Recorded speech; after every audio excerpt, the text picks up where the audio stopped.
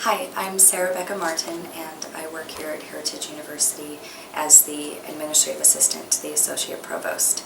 And I'm going to be reading from A Light in the Attic by Shel Silverstein, which is a challenged book, and it has been challenged for teaching children inappropriate behavior and encouraging them to misbehave. So I'm actually going to read my favorite poem. Prayer of the Selfish Child. Now I lay me down to sleep. I pray the Lord my soul to keep. And if I die before I wake, I pray the Lord my toys to break, so none of the other kids can use them. Amen.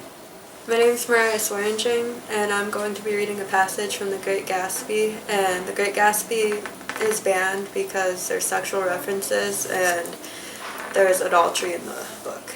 Out of the corner of his eye, Gatsby saw that the blocks of the sidewalks really formed a ladder and mounted to a secret place above the trees. He could climb to it if he climbed alone, and once there, he could suck on the pap of life, gulp down the incomparable milk of wonder.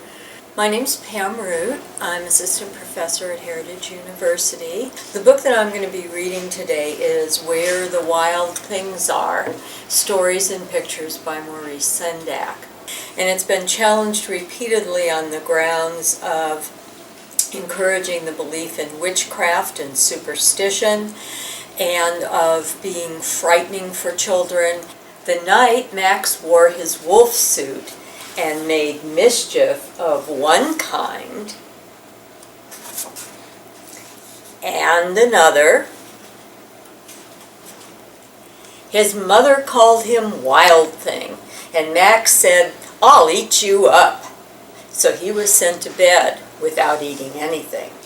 Hello, my name is Paula Colucci, and I'm here to read you two pieces from William Shakespeare's The Tempest. This book is challenged and actually banned in Tucson, Arizona, because it, quote, promotes resentment toward a race or class of people, end quote. You taught me language, and my profit on it is I know how to curse. The red plague rid you for learning me your language. That's from Act 1, Scene 2.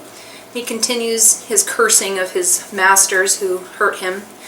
In Act 2, Scene 2, he tells them all the infections that the sun sucks up from bogs, fens, flats on Prosper Fall and make him by inch meal a disease. His spirits hear me, and yet I needs must curse. I'm Christina Nerity, and I am the director of the nursing program and chair of the nursing department at Heritage.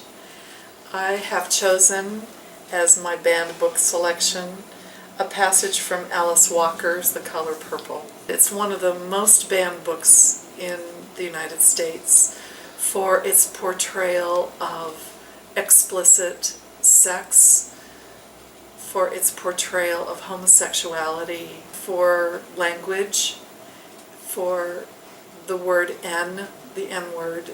I curse you, I say. What that mean, he say. I say, until you do right by me, everything you touch gonna crumble. He laughed. Who you think you is, he say. You can't curse nobody. Look at you. You black. You po. You ugly. You a woman. My name is Luis Manuel Cordero. I'm a student here at Heritage University, and today I want to share an excerpt of The Absolutely True Diary of a Part-Time Indian by Sherman Alexie. This book is a banned book, and mostly because it shares some explicit content, very sexual passages that it talks about, and also because it kind of depicts what seems like racism towards Native Americans. So that means I was staring at a geometry book that was at least 30 years older than I was. I couldn't believe it. How horrible is that?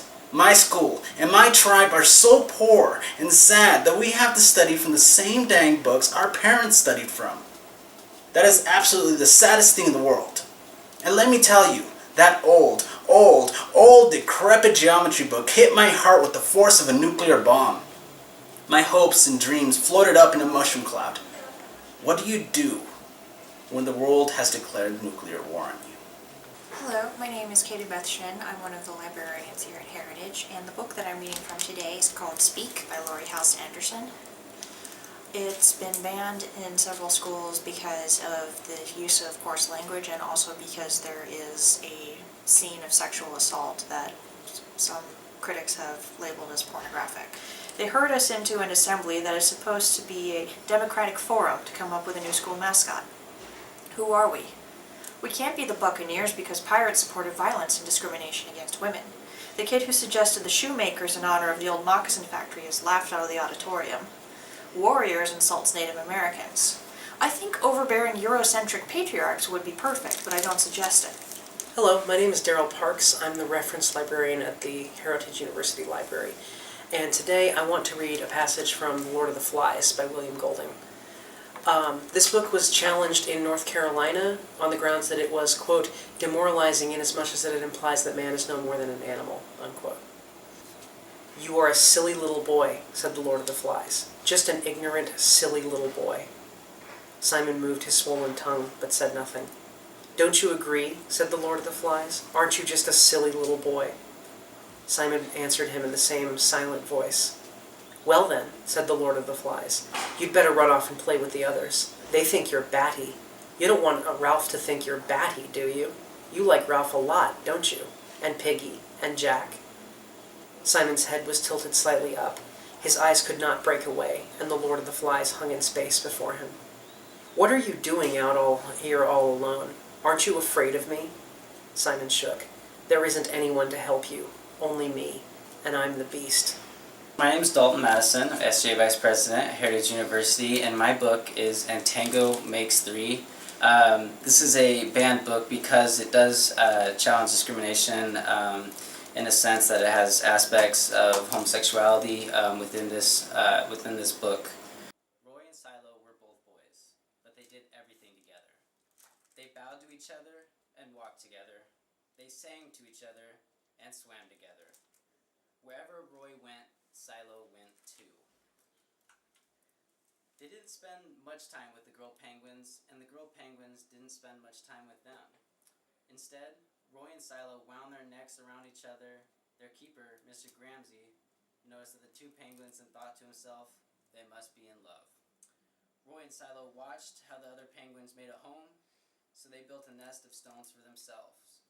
Every night, Roy and Silo slept together, just like other penguin couples. My name is Megan Cassidy. Today I'll be reading The Giver. This book was challenged because it shows violence and introduces communism. Call back the memory of the ride on the sled, just the beginning of it, where you're at the top of the hill before the slide starts. At this time, look down at the sled. Jonas was puzzled. He opened his eyes. Excuse me? He asked politely. But don't you have to give me the memory? It's your memory now. It's not mine to experience any longer. I gave it away. Hi, I'm Crystal Bevers, and I teach in the Humanities Department here at Heritage. And the book that I've chosen today is Beloved by Toni Morrison, and it's a winner of the Pulitzer Prize for fiction. It's a book about slavery and the aftermath of slavery. And the reason it was banned is for reasons of violence. There's a lot of violence and some sex in it that people have been upset about. White people believe that whatever the manners, under every dark skin was a jungle. Swift, unnavigable waters, swinging, screaming baboons, sleeping snakes, red gums ready for their sweet white blood. In a way, he thought they were right. The more colored people spent their strength trying to convince them how gentle they were, how clever and loving, how human, the more they used themselves up to persuade whites of something Negroes believed could not be questioned, the deeper and more tangled the jungle grew inside. My name is Kaylee Burke, and I am a freshman here at Heritage, and the book that I'm going to be talking about is Harper Lee's To Kill a Mockingbird.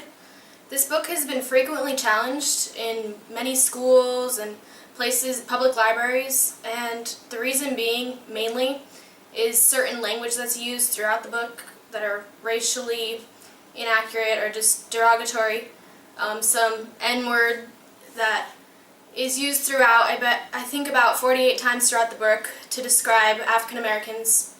And That, along with other content such as talking about serious matters such as rape and just violence and things like that, have been reasons why it's been challenged. Atticus stood up and walked to the end of the porch. When he completed his examination of the wisteria vine, he strolled back to me. "First of all," he said, "if you can learn a simple trick, Scout, you'll get along a lot better with all kinds of folks. You never really understand a person until you consider things from his point of view." "Sir?" "Until you climb into his skin and walk around in it."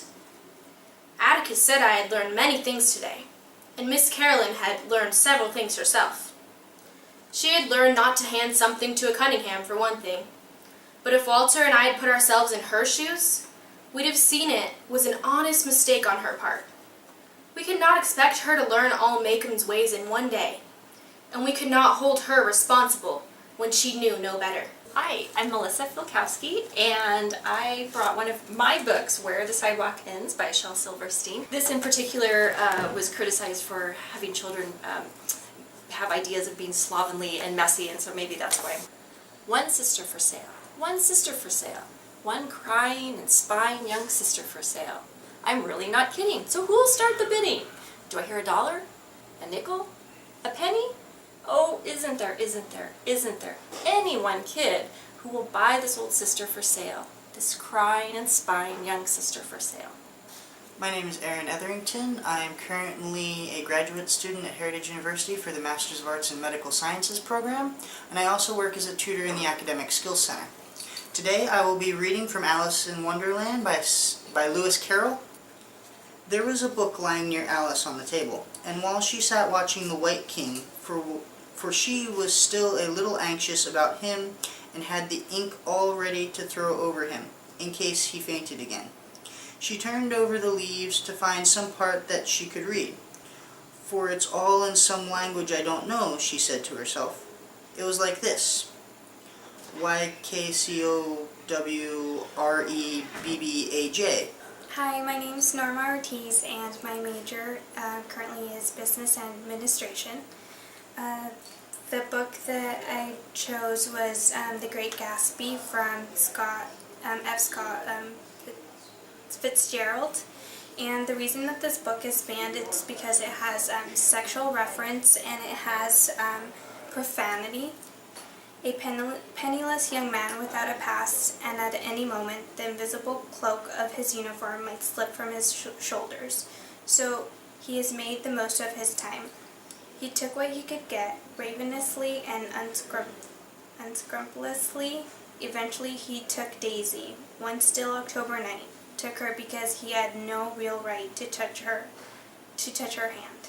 Hi, my name is Melissa Hill. I'm the Assistant Vice President for Student Affairs, and the book that I chose to read is one that my daughter loves, Green Eggs and Ham by Dr. Seuss. It was banned primarily in California because there was folks that thought potentially it had homosexual propaganda, I guess, in it, or was promoting homosexuality. That Sam I am, that Sam I am, I don't like that Sam I am. Do you like green eggs and ham? I do not like them, Sam I am. I do not like green eggs and ham. Would you like them here or there? I would not like them here or there. I would not like them anywhere. I do not like green eggs and ham. I do not like them, Sam I am. Would you like them in a house? Would you like them with a mouse? I do not like them in a house. I do not like them with a mouse. I do not like them here or there. I do not like them anywhere. I do not like green eggs and ham. I do not like them, Sam I am. Would you eat them in a box? Would you eat them with a fox? Not in a box, not with a fox, not in a house, not with a mouse. I would not eat them here or there. I would not eat them anywhere. I would not eat green eggs and ham. I do not like them, Sam I am.